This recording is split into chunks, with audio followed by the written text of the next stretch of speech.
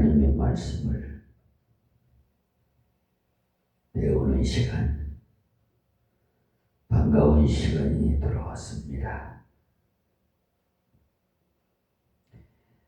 고린도전서 16장 15절에서 24절 말씀을 봉독해 드리겠습니다. 형제들아,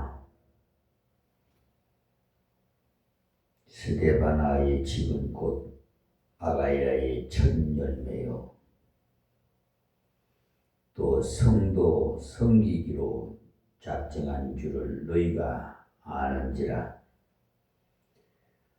내가 너희를 권하노니 이 같은 자들과 또 함께 일하며 수고하는 모든 자에게 복종하라. 내가 스데바나와 부드나도와 아가이고에 온 것을 기뻐하노니 저희가 너희의 부족한 것을 보충하였음이니라. 저희가 나와 너희 마음을 시원케 하였으니 그러므로 너희는 이런 자들을 알아주라. 아시아의 교회들이 너희에게 무난하고 아골라와 브리스가와 및 그 집에 있는 교회가 주 안에서 너희에게 간절히 무난하고 모든 형제도 너희에게 무난하니 너희는 거룩하게 입맞춤으로 서로 무난하라. 나 바울은 진필로 너희에게 무난하노니 만일 누구든지 주를 사랑하지 아니하거든 저주를 받을지어다. 주께서 임하시느니라. 주 예수 그리스도의 은혜가 너희와 함께하고 나의 사랑이 그리스도 예수의 안에서 너희 무리와 함께 할지어다. 아멘. 고린도전서 16장 15절에서 24절 말씀인데 오늘 말씀으로 이런 말씀을 안 드리는 게 좋은데 마지막이라는 말입니다. 그렇지만 이 고린도전서는 마지막 공부가 되겠고 앞으로 고린도 후서를 이어서 공부하겠습니다. 고린도 전후서의 그 내용이 연결되기 때문에 계속해서 하고자 합니다. 지금 하고 있는 16장에 대해서 지난 시간에도 말씀드렸습니다만 15장에서 본론적인 것은 거의 다 마쳤어요. 그리고 16장에서는 교회의 실질적인 문제를 예를 들어서 설명하면서 교리적인 것보다도 생활적인 면을 주로 말씀한 것입니다. 본문 15절에서 24절까지의 문안을 하면서 이러이러한 자들이 이렇게 봉사를 잘 하였고 이렇게 형제를 잘 받들었으니 너희도 그런 자들과 같이 되라는 것을 권고해 주고 있습니다. 바울 사도의 서신을 보면은 결론 부분에 가면 그이가 문안을 통해서 모범적인 성도를 소개하면서 그와 같은 성도가 되도록 인도하는 방법을 쓰고 있음을 알 수가 있어요. 이론적인 어떤 그 교훈보다도 어떤 성도는 이렇게 하나님 앞에서 살아갔다는 것을 말함으로써 그렇게 사는 것이 바로 하나님의 은혜를 바로 받은 것임을 실질적인 사람을 통해서 예를 들면서 설명해 주는 것입니다. 그러므로 오늘 본문에도 사람 이름이 많이 나오는데 초대교회나 현대교회나 합당하게 봉사하는 사람은 그렇게 많지는 않아요. 교회 안을 살펴보면은 하나님 말씀에 합당하게 순종하는 봉사하는 사람이 그리 많지 않다 이 말입니다. 고린도 교회는요 더욱 그러하고요.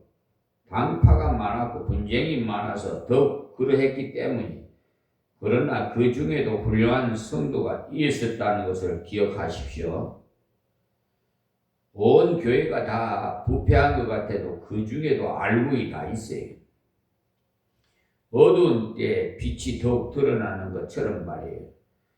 혼란된 교회 안에서도 진실된 하나님의 사람이 있다는 것을 잊지 마세요.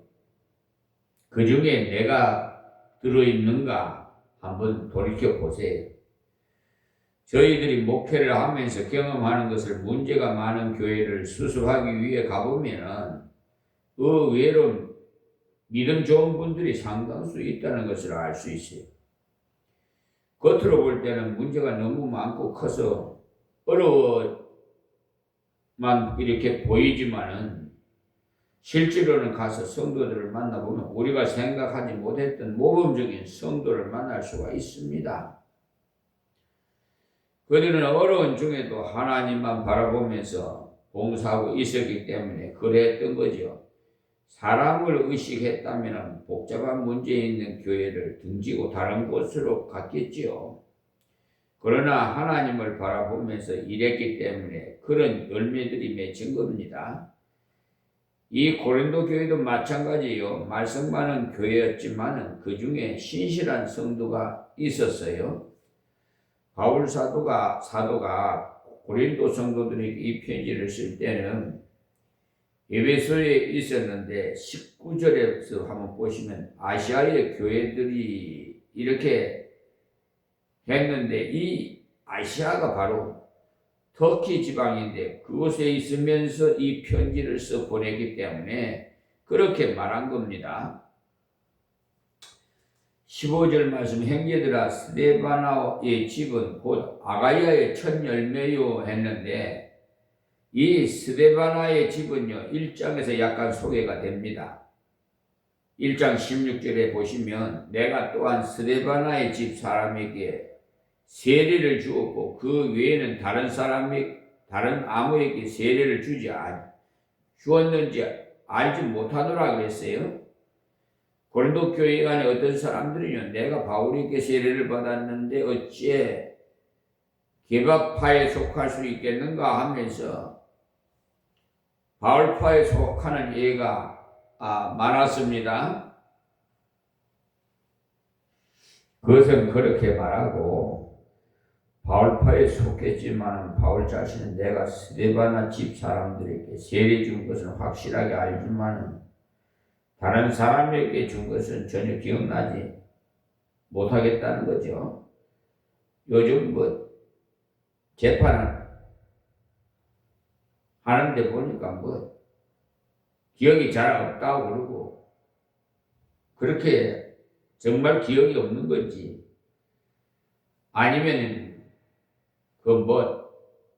죄가 더 무거울 것 같으니까 부인하는 건지 모르겠습니다만 어쨌든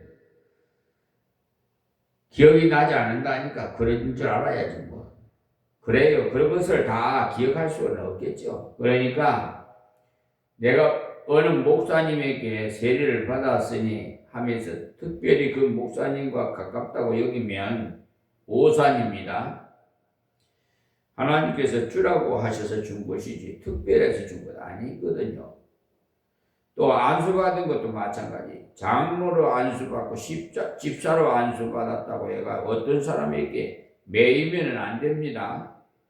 바울 사도가 그렇게 흘러가지 말기를 특별히 강조했습니다. 왜 이런 말을 하느냐 하면은 스데바나는 아가야 지방에서 첫 열매라는 거예요. 앞에서도 소개한 대로 이 아가야는 고린도를 둘러싸고 있는 넓은 그 지역 이름입니다. 마치 강화도라고 하는 이 도 이름과 같은 거죠. 아가이아에 그 고린도가 있고 갱그리아가 있고, 이 아가이아에 들어가서 선교할 때 처음으로 예수 믿고 세례받은 사람이 바로 스데바나의 집입니다. 역시 첫 열매는 누구라도 잊어버리기가 어려워요. 특히 선교지에 가갖고 선교하시는 분들은 더욱 오랫동안 기억하게 됩니다. 교회를 개척할 때도 마찬가지. 다른 교회 다니다 오신 분들 말고는 그 교회를 통해서 예수를 처음 믿어서 신앙이 자라서 세례를 받은 사람은 잊을 수가 없어요. 제 목회의 노하우를 생각해 보니까 그래요. 스데바나의 그 집이 바로 그런 집이라는 거예요. 그러니까 이 스데바나는 제일 먼저 믿는 고참이라는 것에 의미가 있습니다. 의미가 있는 것이 아닙니다. 그는 첫 열매인데 첫 열매다웠다는 것을 강조하는 거예요. 또 성도 섬기기를 작정한 줄을 너희가 아는 바라고 했는데, 스데바나는요 예수를 제일 먼저 믿었으니까 선교사 위에는 제일 어른이죠. 그런데도 어떤 자세로 교회를 섬겼느냐 하면은 성도 섬기기를 작정하고 섬겼다는 사실이, 우리 예수님께서 본을 받아요. 예수님께서도 제자의 발을 씻기면서 말씀하셨잖아요. 본을 보이시면서 너희들도 이렇게 섬김을 받으려고 하지 말고 섬기라, 서빙을 하라 하는 거예요. 예수님께서도 섬김을 받으려고 오신 것이 아니라고 섬기려고 오셨다고 했잖아요. 어찌해서 나보다 믿음 어린 형제가 상처 입지 않을까, 실족하지 않을까 생각하면서 살피십시오. 실족해 하지 않을 수는 없으나 실족해 하는 그 사람에게는 화가 있다고 예수님께서 말씀하셨거든요. 사람의 재주로는 완벽하게 실족하지 않도록 처신할 재주와 재능이 없습니다. 그러나 실족해 하는 그 사람에게는 화가 있다고 했으니까 주님과 교통해서 주님의 그 심정으로 언제나 섬기려는 자세로 나가면 형제를 실족하지 않고 주를 섬기는 일을 잘 감당할 수 있도록 할 수 있습니다. 나 때문에 어떤 형제가 믿음이 후퇴된다든지 신앙이 나태해진다면 그것이 바로 실족해 한 것입니다.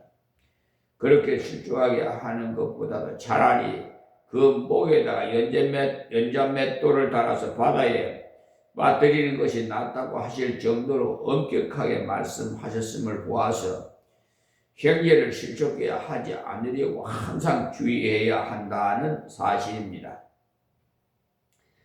스데바나는 예수 믿는 다음에 성도 섬기기를 작정했다는 말은 어느 성도를 만나든지 섬기는 것이 습관이 되어버렸다는 거예요. 어떤 사람은요 보면은 정말 다른 사람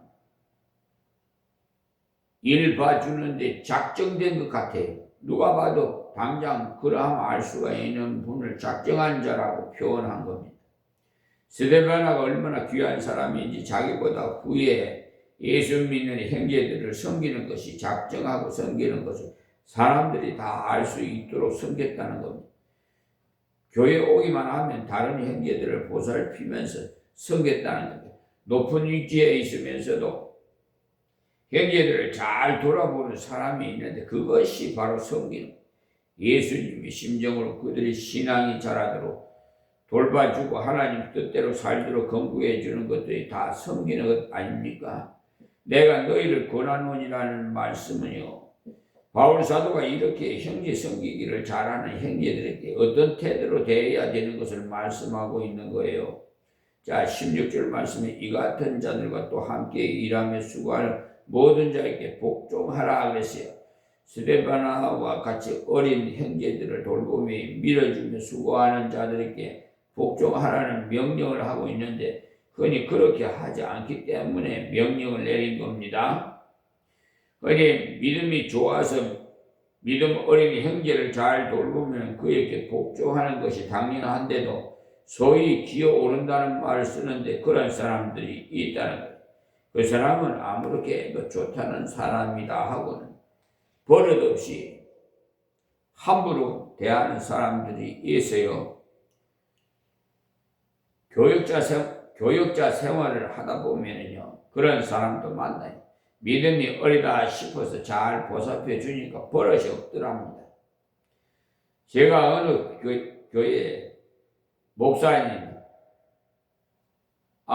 내가 교인들을 다 버려놓았어 하시게 왜 그러시느냐고 물었더니, 개척교회를 하다 보니까 오는 대로 식사 대접을 하고 했더니 시간이 흐를수록 원래 목사님 댁은 먹는 집으로 알고 목사님 대접할 줄 전혀 모르고 그저 대접받는 집으로 알고 있으니까 잘못 가르쳤다고 고민하는 말을 들었습니다. 그렇게 섬김을 잘할 때 오히려 잘 대접하고 복종을 잘해서 그의 가르침에 순종해야겠는데 친절하게 대해주니까 권위 없는 사람으로 생각하는 고약한 사람이 있더라는 것. 바울 사도가 이런 것들을 다 알기 때문에 이 같은 자들과 또 함께 수고하는 모든 자에게 복종하라고 명령을 한 거죠. 그러니까 우리 교회 안에서 어린 신앙의 형제들을 돌보면서 친절을 베푸는 사람들을 잘 알아줘야 합니다. 그런 사람들이 일할 때 순종으로 밀어주면 더욱더 잘할 수가 있는 것이죠. 조금 전에 말씀드린 그 목사님의 수고를 알고 교인들이 잘 순종했더라면 더욱 성도 대접하기를 좋아했을 것인데 오히려 잘못 가르쳤다고 후회하도록 만드는 것을 볼 때 특히 지도하는 분들에게 올바로 대하지 않으면 그의 일한 것이 보람없이 된다는 것을 알고 협력을 잘 해야겠습니다. 17절 말씀에 내가 스데바나와 브나나도와 아가이고에 온 것을 기뻐하노니 저희가 너희의 부족한 것을 보충하였음이니라. 그래서 바울 사도가 고린도 교회 때문에 상당히 걱정했는데 왜냐하니까 소문만 들었기 때문에 멀리서 편지를 써 보냈거든요. 1장 11절에 보시면은 내가 글로이의 집 편으로 너희에게 대한 말을 내게 들리니 곧 너희 가운데 분쟁이 있다 하는 것이라. 그러니까 글로의 편으로 편지를 보냈는지 아니면은 인편으로 전했는지는 모르겠습니다만은 고린도 교회에 파벌이 생겨서 어지럽다는 소식이 왔다는 거죠. 그런데 이제 말하는 이 사람들이 와서 바울 사도가 소식을 들은 것이 다가 아니라는 것을 하나하나 일러주었어요. 그러니까 소문 듣고 너무 염려할 것 아니고 직접 부딪혀 보십시오. 그래서 저는 소문 듣고 겁내지 말고 직접 부딪혀 보라고 권합니다. 어떤 사람은 만나보지도 않고 못됐다는 말만 새겨 듣고 걱정만 하는데 현명하지 못한 행동입니다. 사실 까다롭다고 소문난 사람도요, 가까이 해보면 그렇지 않은 경우가 많아요. 바울 사도가 고린도 교회에 문제가 많다는 것을 소문으로 듣고 걱정을 했는데 직접 이들이 바울에게 와서 고린도 교회의 소식들을 들려줬어요. 이들이 오기 전에는 고린도 성도들이 바울 사도가 선교하는데 도움이 되지 못하고 오히려 많은 고통을 느끼게 했지만 이들이 와서 좋은 소식도 들려주고 또 바울 사도에게 물질적인 도움도 준 것 같습니다. 본문 배경을 읽어보니까 그렇게 느껴져요. 고린도 교회가 문제만 있는 줄 알았다가 그 속에도 하나님의 귀한 인물들이 있음을 알고 큰 위로가 되었던 것이죠. 그러니 앞에서도 말씀드렸듯이 아무리 문제가 많은 교회라도 모범적인 성도가 중간중간 섞여 있습니다. 교회는 하나님의 교회이기 때문에 하나님께서 쉽게 내버려 두지 않아요. 고린도 교회가 그래요. 흔히 이단 교회들은요, 현실 교회가 썩었다고 합니다만 그렇지 않습니다. 물론 복음에서 떠난 사람도 있습니다만 진리 안에 있는 사람이 많아요. 구원파 그 계통의 사람들이요, 현실 교회를 인정하려고 하지 않아요. 왜냐하면 교회 안에 진정으로 믿는 사람보다도 이름만 예수 믿는다는 사람이 많으니까 교회가 아니라 하나의 인간단체에 지나지 않으니까 거기서 나와서 저희에게로 오라고 한답니다. 구원파들이. 그러나 그렇지 않습니다. 속지 마세요. 고린도 교회의 문제가 얼마나 많습니까? 교회 안에 음행이 있고 소송이 있고 파벌이 있고 여러 문제들이 있었으나 그 교회에서 뛰쳐나가라고 하지 않고 그 안에서 복음을 위해서 바르게 봉사하고 교회가 올바르게 서도록 건면하고 있는 바울 사도를 볼 수 있지요. 그러니까 지상교회가 완전하지 못한다고 해서 낙마하지 마세요. 사람들이 똑같지 않기 때문에 두 사람만 모여도 의견이 다를 수가 있잖아요. 문제 많은 교회, 고린도 교회지만은 내버릴 교회가 아니라 다시 일으킬 교회라는 것을 아십시오. 자, 18절 말씀에 저희가 나와 너희 마음을 시원케 하였으니 그러므로 너희는 이런 자들을 알아주라 그랬어요. 여러분, 대화를 커뮤니케이션을 하다가 여러분 답답한 때도 있고 시원할 때도 있죠. 여러분 시원하면 더 좋죠. 답답한 것보다 들으면 들을수록 그냥 답답한 사람이 있어요. 대화를 해보면은. 그런데 시원시원하게 대화를 그러니까 대화를 하면 유익한 게 있단 말이에요. 서로 시원시원해 위로가 되고 이분들이 바로 사도의 마음도 시원하게 했고 또 고린도 성도들의 마음도 시원하게 했다는 거예요. 사람 중간중간에서 시원하게 하는 역할을 잘하는 사람이 있는데 그런 사람이야말로 귀한 사람들이죠.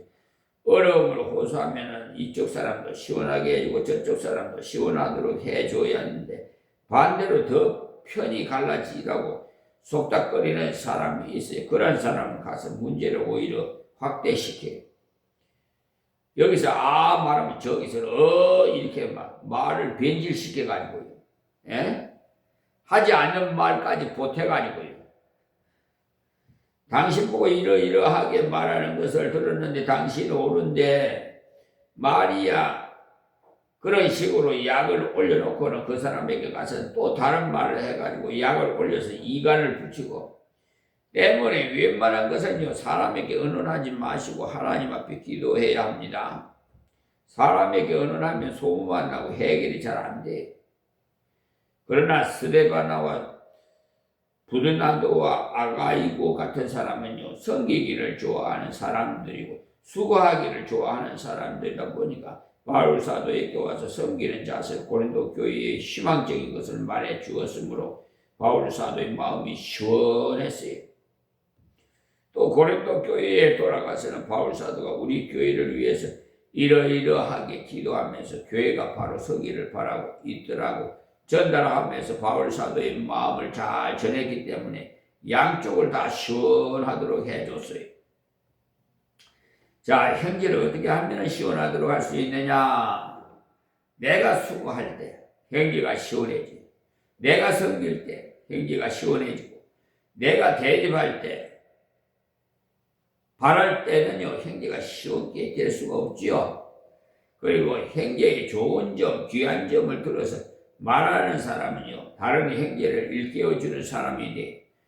우리가 다른 사람이 좋은 점을 말하면 교제가 쉽게 이루어지고 그와 반대로 입을 열었다 하면 다른 사람의 나쁜 점을 말하기 좋아하면은요 교제가 이루어지지 않습니다. 저 사람이 나의 말도 나쁜 점을 다 다른 사람에게 말할까 이런 생각이 들기 때문에 교제하고 싶지 않아요. 이들이 바울 사도의 마음을 시원하게 한 이유가 바로 좋은 점을 말해준 데 있습니다. 그러니까 우리도 이간질하는 사람이 되지 마시고 수고를 많이 하고 다른 사람을 높일 줄 아는 사람이 되어서 형제의 좋은 점을 서로 교훈할 줄 아는 사람이 되어서 하나님을 기쁘시게 하며 형제를 시원케 하는 사람이 되시기 바랍니다. 그렇게 해나가는 사람이 많은 교회를 평화롭게 교회가 되는 것이에요. 무슨 말을 해도 교회는 평화로워야 돼. 평화가 없는 교회에서 은혜를 받을 수 없잖아요. 그러니까 교회뿐만 아니라 가정에서도 평안해야 돼. 그래서 우리는 들어갈 때마다 어느 집에 가더니 이 집에 평안이 있을지어다 이렇게 기도해 주세요. 교회가 평화롭지 못하면 이상하게 설교하는 사람도 찌르는 말을 내팽개치고 갖고 서로 찔리고 찔리는 거예요. 그러니까 찔리면 어떻게 상처나지. 평화로운 교회가 되기 위해서 서로 수고하려고 노력하십시오. 18절까지는 고린도 교회 쪽의 내용이고 19절부터는 현재 바울 사도가 있는 에베소 쪽에 있는 사람들을 말하는 내용인데 19절 말씀 아시아에 있는 교회들이 너희에게 무난하고 했는데 아시아에 있는 대표적인 교회가 바로 에베소 교회로서 그 당시에 상당한 능력이 있었습니다. 그 당시에 아시아에서 교회가 여러 있었는데 그 교회들이 고린도 형제들에게 무난한다는 것, 무난한다는 것은 서로 사랑의 소식을 전한다는 것을 말하는 겁니다. 그 중에 특별히 아굴라와 브리스기와 그 브리스가와 및 그 집에 있는 교회가 주 안에서 너에게 간절히 무난하고 했는데 바울 사도가 편지를 쓸 때마다 아굴라와 브리스가를 잊지를 못했는데 특히 고린도서를 써 보낼 때는 더욱 잊지를 못했어요. 이 두 분은요 부부로서 아굴라는 남편이고 브리스가는 부인인데 다른 곳에는 부인 이름이 먼저 나오는데 아마 부인의 신앙이 더 아름다웠지 않았나 싶습니다. 이 부부는요 항상 바울 사도의 마음에 있었기 때문에 그들과 같은 모범적인 가정이 되라고 건면을 한 겁니다. 이들에 대해서 잘 알고 있지만 이런 때 다시 한번 살펴보는 것도 좋으리라 여겨지기 때문에 사도행전 18장 1절을 한번 봅시다. 이후에 바울이 아덴을 떠나 고린도에 이르러 아굴라라 하는 본도에서 난 유대인 하나를 만나니 글라우디오가 모든 유대인을 명하여 로마에서 떠나라 한 고로 그가 그 아내 브리스길라와 함께 이달리아로부터 새로 온지라 바울이 그들에게 가매 업이 같으므로 함께 거하여 일을 하니 그 업은 장막을 만드는 것이더라 그랬죠. 이 업이 바로 천막 짓는 일이에요. 장막. 그래서 로마 교회 도시에서 쫓겨 피난을 왔을 때 바울과 함께 일했는데 이 부분은요 바울 사도가 고린도 교회를 세울 때 창설한 멤버입니다. 창설 멤버, 설립 멤버. 이 부분은요 물질로 교회를 열심으로 받들었어요. 바울이 천막 짓는 이런 기술이 좋았지만 전도하는데 많은 시간을 보내야 했기 때문에 이 부부와 동업하지 않고는 제대로 일할 수가 없었어요. 또 18절에도 보면 바울이 더 여러 날을 유하다가 형제들을 작별하고 배 타고 수리아로 떠나갈 때 브리스길라와 아굴라도 함께 하더라 그랬어요. 바울 사도를 모시고 이들이 함께 에베소로 갔던 거죠. 자 24절도 보시면 알렉산드라에서 난 아볼로라 하는 유대인이 에베소에 이르니 이 사람은 학문이 많고 성경에 능한 자라 그가 일찍 주의 도를 배우고 열심으로 예수께 관한 것을 자세히 말하며 가르치나 요한의 세례만 알 따름이라 그가 회당에서 담대히 말하기를 시작하거늘 브리스길라와 아굴라가 듣고 데려다가 하나님의 도를 더 자세히 풀어 이르더라 그랬어요. 그러니까 이들 부분은요 평신도인데도 불구하고 아볼로 목사님이 설교하는 것을 들어보니까 복음의 핵심을 모르고 있더라는 거예요. 그래서 집에다가 모셔와서 순수한 복음의 핵심을 가르쳐 드림으로써 더욱 복음을 말씀을 잘 전하도록 했다 이 말씀이에요. 그렇게 할 때 참으로 덥스럽게 했다는 것을 알 수가 있죠. 그러니까 이 많은 자리에서 복음의 핵심을 모르고 있느냐고 말하지 않고 조용히 집에 모셔와서 일러주었어요. 꼭 이렇게 해야 돼요.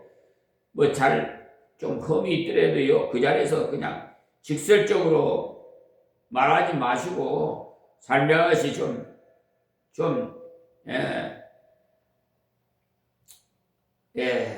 지혜스럽게 한쪽으로 조용히 만나가고 이렇게 잘못된 것을 지적해서 말해주면 그게 덕이 됩니다. 그 후에 이 아볼로가 고린도 교회에서 크게 일했어요. 이 부부가 잘못 알고 있는 목사님을 바르게 인도했던 것. 그러니까 이들 부부는요, 말씀에 확고한 신앙이 있었다는 사실을 알 수가 있지요. 평신도가 말씀에 바로 서 있으면요, 사역자를 올바른 길로 인도하는 큰 도움을 준다는 것을 알 수 있어요. 어떤 경우에는 평신도로부터 큰 자극을 받습니다. 우리 오카노 목사님을 저는 존경하는데요, 소천하셨는데 참 그 어느 해인가 부활절에 상암동 상암동 운동장에서 전국 부활 예배 드리면서 우시는 것을 나는 마음이 내도 같이 울었어요. 그리고 오카노 목사님의 그 설교 타입이랄까, 모든 그 목회 철학이 다, 저는 그래서 어느 목사님, 외지에서 오신 교인이, 분당에서 오신 분이 말씀하시기를, 어쩌면 그렇게 오카노 목사님과 어떻게 그렇게 스타일이 갔느냐고 그런 말씀을 하셨어요. 그래서 나도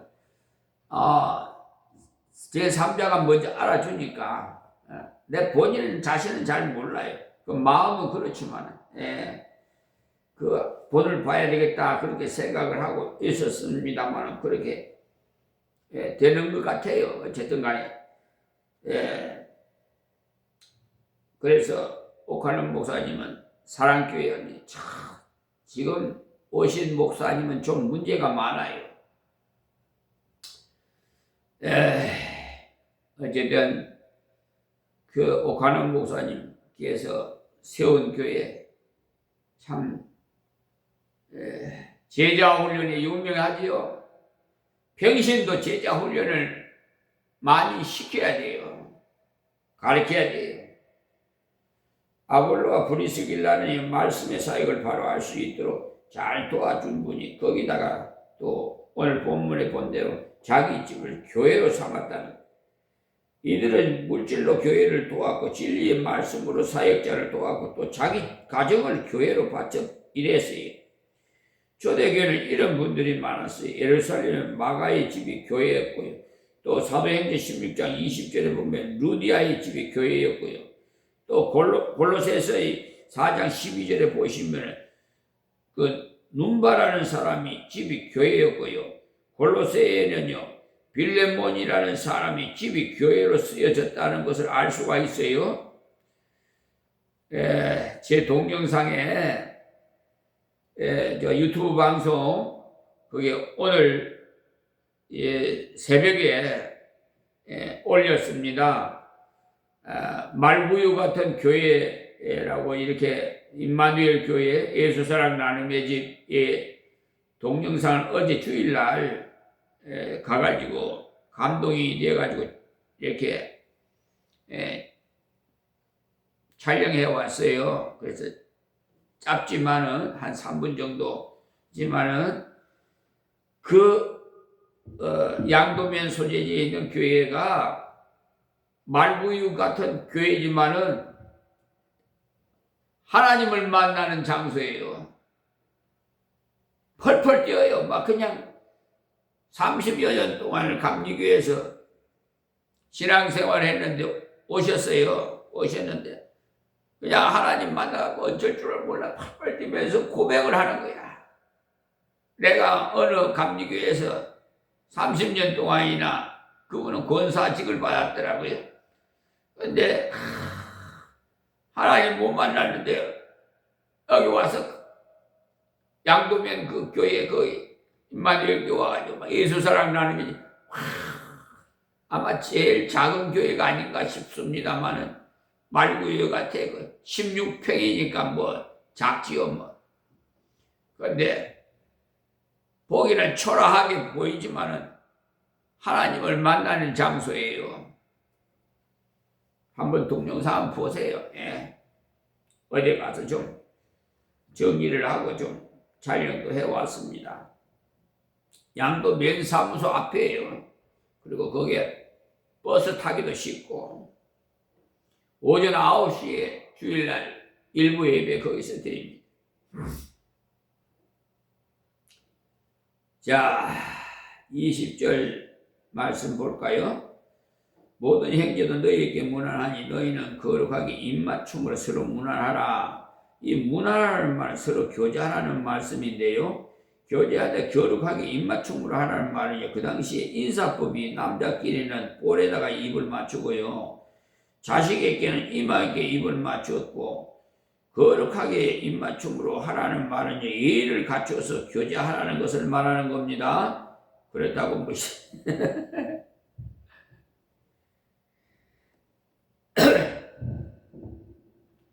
말이 아니면 그대로 그냥 입에다가 맞추지 마시고요. 부부 같으면 모르지만 교제할 때 주의해야 하는 것, 예절을 잘 지켜야 됩니다. 무관하다면서 아무렇게나 말하는 사람이 있는데 사랑은 무례히 행치 않는다고 했잖아요. 예의를 잘 지켜야 더욱 아름다운 교제가 이루어져. 21절에 나 바울은 친필로 너희에게 문안하노니, 아니, 이 말씀은 무슨 말인지 아십니까? 고린도 친서를 써 보낼 때 자기가 글씨를 다 쓰지 못했어요. 불러주면 다른 사람이 받아 썼거든요. 왜냐하면 바울 사도는 눈이 좋지 못했어요. 다메섹 도상에서 예수님 만났을 때 눈이 완전히 그냥 봉사가 되어버렸잖아요. 아나니아 삽비라인가? 아나니아 선지자에게 가서 안수받고 비늘 같은 것이 떨어져서 눈을 소경되었던 자를 보게 됐는데, 그래도 어쨌든 간에 안질이 눈이 안 좋았어요. 하여튼 사도 바울은 가시가 많아요. 저 역시도 몸에 가시가 많지만 어쩌면은 은혜가 됩니다. 저는 바울 사도가 많은 서신을 썼지만 직접 편으로 쓴 것은요, 갈라디아서 뿐이에요. 그때는요, 이단을 막기 위해서 친필이라는 표적을 보여야 했기 때문에 친필로 썼어요. 다른 사람 대설을 하면은 사도 바울이 쓴 편지라고 보지를 않기 때문에 인정하기가 곤란하니까 친필로 썼어요. 로마서도 읽어보면요, 드디오가 대세했다고 쓰여 있잖아요. 고린도서 역시 다른 사람이 바울이 불러주면 썼는데, 바울이 썼다는 표로 마지막 부분에 친필로 사인을 했다는 것을 말하는 겁니다. 이 편지가 바울 사도가 친히 썼다는 것은 여기에 표적으로 남겨둔 거예요. 그리고 좀처럼 쓰지 않는 말은요, 22절에 썼는데요. 22절 볼까요? 만일 누구든지 주를 사랑하지 아니하거든 저주를 받을지어다. 이 정말 참 말하기가 참 곤란한 말인데, 이 사도 바울이 했어요. 여기서 보면은 이 저주라는 말이요, 바울 사도는요, 저주하는 말을 거의 쓰지 않았는데, 이 말씀에서는 특별하게 주님을 사랑하지 않는 사람은 저주를 받을지어다라고 했어요. 무슨 말이냐 하면 예수를 믿으라 하면서 하나님 교회에서 충성한다고 하면서 교회의 일꾼이라고 하면서 주님을 사랑하지 않는다면 이 말입니다. 주님을 사랑하지 않을 때 하나님의 은혜를 배반하는 가능성이 많지요.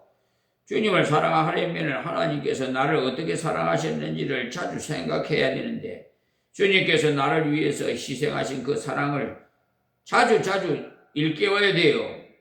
그 때문에 성경을 배우는 거지. 한번 배우고 그냥 덮어놔버리면 녹슬어버려요. 이 머리 두뇌가 다 녹이 슬어갖고 다 잊어버려요. 하루에도 수십만 개가 그 뇌가 살아나고 죽고 그런다고 그러잖아요, 의학적으로. 그러니까 나이가 들수록 자꾸 이제 생기는 것보다 죽는 것이 많으니까 자꾸 이제 건망증이 생기고. 그런데 성경을 배우지 않으면 주님에 대한 그 사랑이 식어버려요.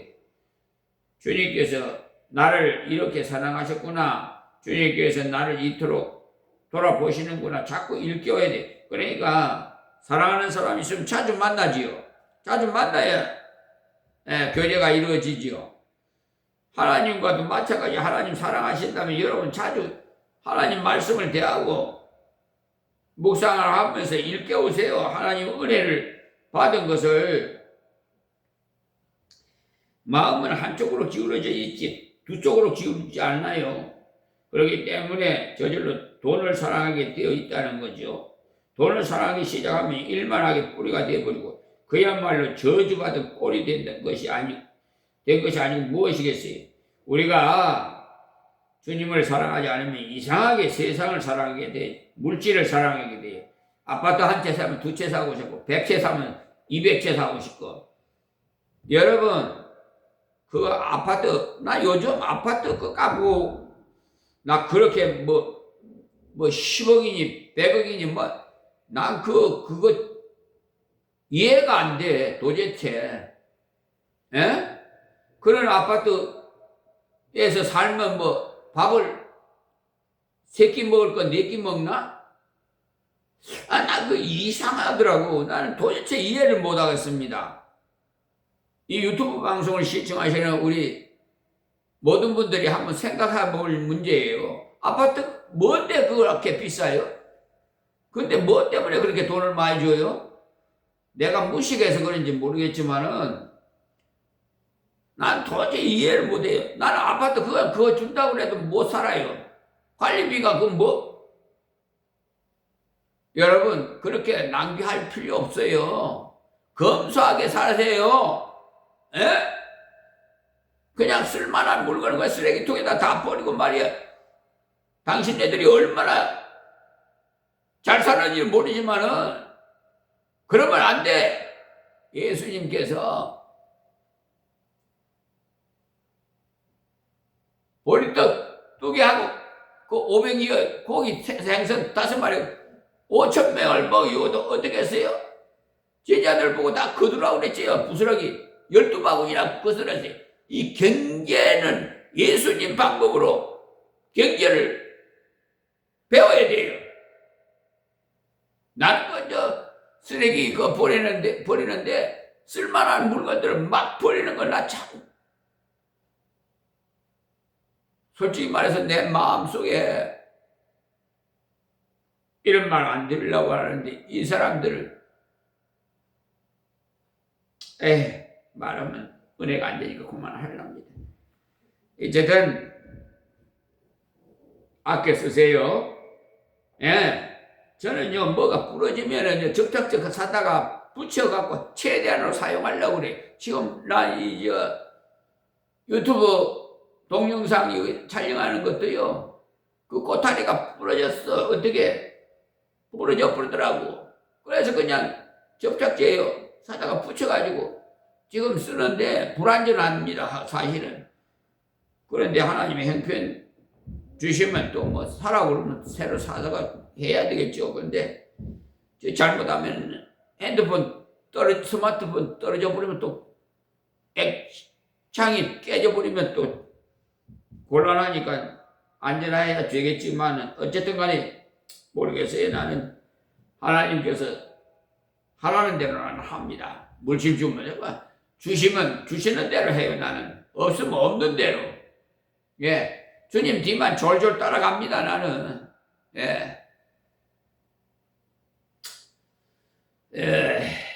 또 여기에 여러분이 교회 나오는 횟수가 줄어지고 성경 읽는 횟수가 줄어지면은 저절로 주님 사랑하는 마음도 줄어들고 예배를 드리고 말씀을 사랑하고 헌금을 드리는 것은 다 하나님을 사랑한다는 표현입니다. 우리가 부모님을 사랑하는데 자주 가서 대화를 나누고 대화해야 되는 것이지 마음으로 사랑한다면 찾아가지 않고 대접하지 않는다면 사랑한다는 것은 거짓말이에요. 지금요 자식도요 품 안의 자식이지 소용없어요. 다 하나님의 자식이에요. 내 자식으로 생각하면 안 돼. 그래가지고 하여튼간에 연을 끊고 사는 자식들이 있어요. 참 마음이 아파요. 에베소서 6장에 보면 부모를 공경하면 장수복을 받고 윤택한 삶을 살 수 있는데 그러니까 부모를 공경하지 않으니까 그에 반대되지요. 잘 사던 것도 다 망해버리고 그냥 가정도 파탄되고 그냥. 주님을 사랑하노라 하면서도 성경도 읽지 않고 기도도 하지 않고 순종하는 것이 없다면 주님을 사랑하고 있다는 증거 없습니다. 주님을 사랑하는 사람은요, 말씀을 사랑하고 교회를 사랑하고 주님 교회를 섬겨요. 그렇게 하지 않을 때는 사람이 나도 모르는 사이에 돈을 사랑하게 되고 일만하게 뿌리에 심게 된다는 사실 아세요? 또 주님을 사랑하지 않으면서 돈도 사랑하게 되지만 세상을 사랑하게도 돼요. 어떤 분은요, 아주 그냥 기발한 아이디어로 나쁜 짓거리 하려고 뭐라고 그러죠? 가상 위장을 해가지고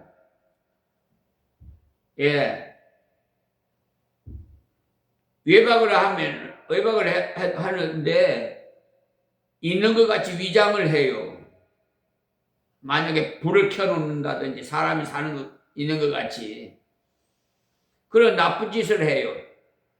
나쁜 짓을 아는 줄 알면서도 이제 그걸 좀 커버하려고.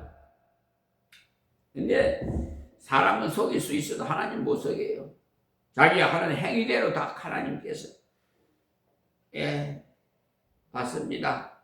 그러니까 자유 선택은 다 하나님께서 개개인에게 다 주셨으니까 여러분 믿음의 분량대로 하십시오.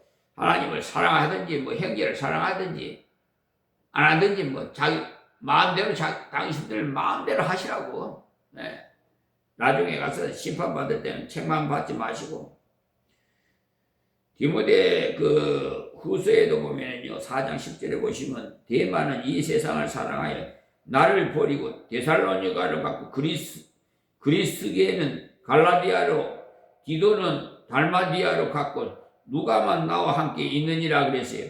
이때 초대교회가 이 때문에 신앙이 펄펄 끓는 그 때인데도 불구하고 주의 일꾼으로 일하던 사람인데도 세상을 사랑하다 보니까 바울 사도를 버리고 가버렸어요. 이와 같이 주님을 사랑하지 않으면서 교회에 오는 횟수도 줄고 놀러 가는 횟수가 많아지고 TV 보는 시간이 많아지고 세상을 사랑하게 되는 증거가 그런 거예요. 여러분 텔레비 요즘 보면은 완전히 개방돼가지고 아주 못된 것들만 그냥 뉴스 나오고 못된 것들만 하니까 그 모르는 사람도 다 선동하는 것 같아. 배우라고 가르쳐 주는 것 같아. 심지어 연애는 필수고 이런 노래까지 하니까 말이에요. 세상을 사랑한다고 해가지고 이상한 짓을 하는 것이 아니라 그렇게 하다 보면 심령이 점점 어두워지게 돼 있어요.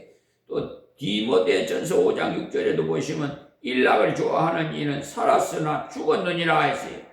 일락이 뭐예요? 좋아하는 자리로 나갔다는 것이죠. 이 말은 예수 안 믿는 사람에게 한 것이 아니고 믿는 사람에게 한 말이에요. 정신 차리세요. 참 가부와 그렇지 않은 가부에 대해서 말씀할 때 이 말씀을 했는데 참 가부는 주님의 교회를 위해서 봉사하고 자녀를 양육하지만 일락을 좋아하는 가부는요 살았으나 죽었다는 거예요. 그의 육체는 살아있으나 영적으로는 죽었다는 거예요. 주님을 사랑하지 않으면 나도 모르는 사이 세상에 일락을 좋아해서 어디 가면 재미가 있을까 하고 따라다니다 보니까 심령이 죽게 되니까 그것이 바로 저주인 거죠. 바울 사도가 한 말이 바로 그런 뜻에서 한 말씀이에요.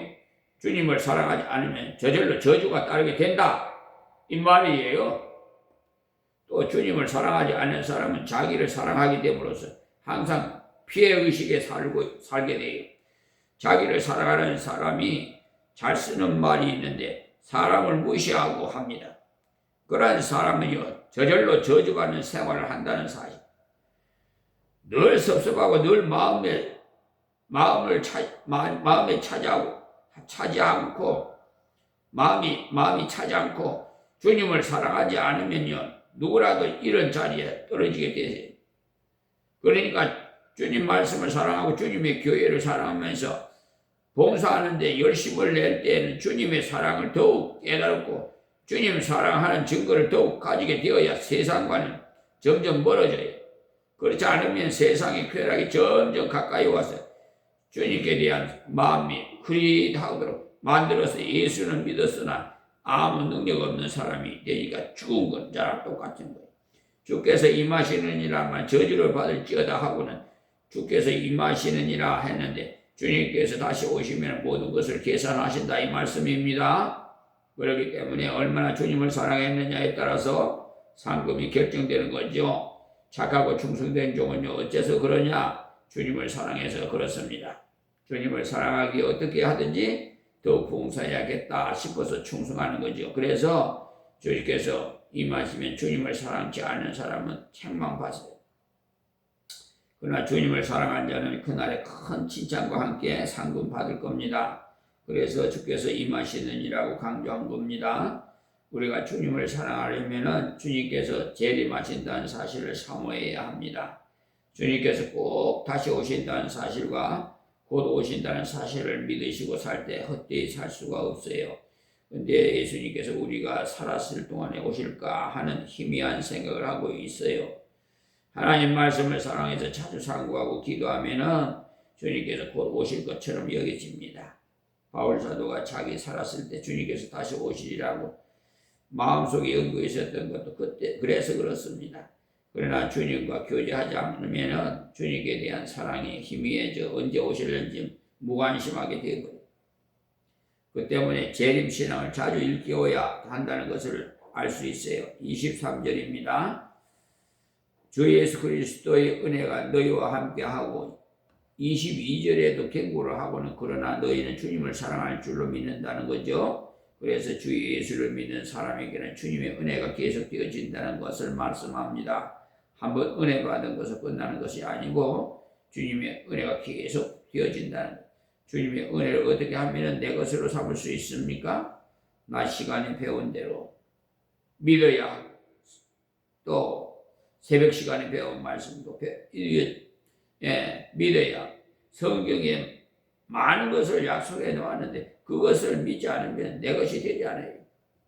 자, 24절입니다. 이제 마지막 절 나의 사랑이 그리스도 예수 안에서 너희 무리와 함께 할지어다. 예수님의 은혜가 함께 하시고 또 바울의 사랑도 함께 한다는 것. 예수님께 여러 가지 선물을 계속 주십니다. 여러분이 주님 앞에 갈 때까지 필요한 모든 것을 은혜로 주십니다. 그리고 성도의 사랑도 계속 되어지고 그러기 위해서는 성도와 계속 교제하십시오. 교제를 해야 사랑이 쏟아나는 것이지 교제하지 않으면 사랑이 나지 않아요. 기도로도 교제하고 물질로도 교제하고 말씀으로도 교제하고 하나님 앞에서 교제를 계속해 나가시기 바랍니다. 오늘 말씀에서 본대로 우리는 브리스길라와 아굴라 같이 하나님 앞에서 귀한 성도가 되어서 하나님을 기쁘시게 하고 성도를 시원하게 하는 사람이 되시기 바랍니다. 그렇게 하기 위해서는 수고를 많이 하시고 또 섬기기를 열심히 하시고 행위의 좋은 점을 항상 말하는 자가 되어야 합니다. 그리고 물질을 하나님 교회를 섬기고 또 자기의 신앙 지식으로 하나님의 사람을 돕고 이렇게 할 때 많은 사람에게 덕을 끼치고 하나님께는 영광을 돌리면서 상금을 받게 됩니다. 주님을 사랑하는 것은요 주님의 교회를 섬기는 것이고 희생하는 것이고 형제를 사랑하는 것. 이 말씀을 명심하십시오. 하나님 기쁘시게 하며 형제를 시원케 하는 우리 모든 성도가 되시기를 주의 이름으로 축원하면서 말씀을 맺겠습니다. 하나님 고맙고 감사합니다. 주신 말씀 고린도전서를 이제 말씀을 맺으면서 이렇게 하나님께서 주신 말씀으로 은혜 받게 하시니 감사합니다. 그동안 잘못 신앙생활 하는 분들도 다 회개하게 해 주시고 또 이방인도 구원해 주시어서 하나님 영광 받아 주시옵소서. 또한 아버지 하나님 눈으로 신앙생활 할 것이 아니라 성령의 인도함으로 신앙생활 할 수 있도록 하나님 저들을 깨우쳐 주시옵시고 가장 작은 교회 말구유 같은 교회지만은 하나님 만나는 교회 하나님께서 기억하게 해 주시옵시고 늘 아버지 몸된 교회 만민이 기도하는 집이라고 했습니다. 하나님 만나서 기뻐 뛰는 모든 사랑하는 성도들이 되게 하여 주시옵소서. 예수님의 이름으로 기도합니다. 아멘. 아멘. 우리 하나님께 영광 찬양 드릴까요? 예, 찬양 드립시다. 영광을 드려야죠. 감사밖에 못해요. 자, 205장입니다.